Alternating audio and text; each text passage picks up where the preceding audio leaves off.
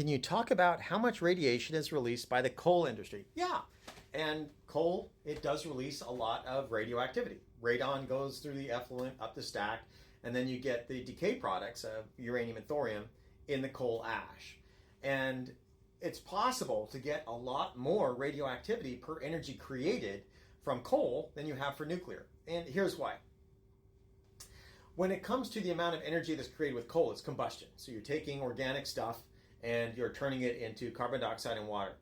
When you do that, when you look at all of the atoms involved and how much energy you get once you've done a complete combustion, you get on the order of about 1 electron volt per atom. It's somewhere around there. So for each atom that's taking place, the hydrogen and the oxygen and the graphite, the carbon, that's about what you get, 1 electron volt per atom. When you do fission with nuclear energy, you get about 200 million electron volts per uranium-235 that fissions. So just an enormous 200 million times more energy per atom in nuclear energy. And so, yes, every time you fission a nucleus, you get 2 radioactive atoms.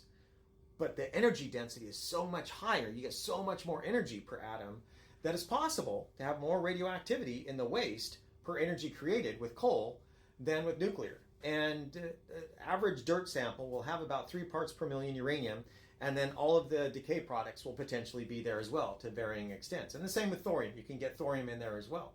And so that natural uranium and all of its decay products that are going to be in the coal, that goes in the ash. And the radon, it goes up the stack.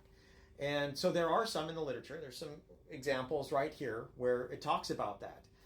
There's even one paper that pointed out that it could be as much as 100 times higher in Scientific American. And so it's easy to have coal produce more radioactivity for energy per amount of energy that you create than you actually have with nuclear, where you're making used nuclear fuel. It's right there in the fuel.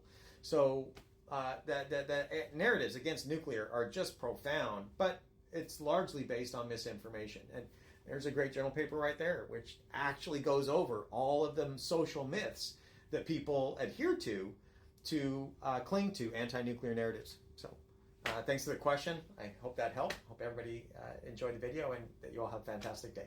Bye.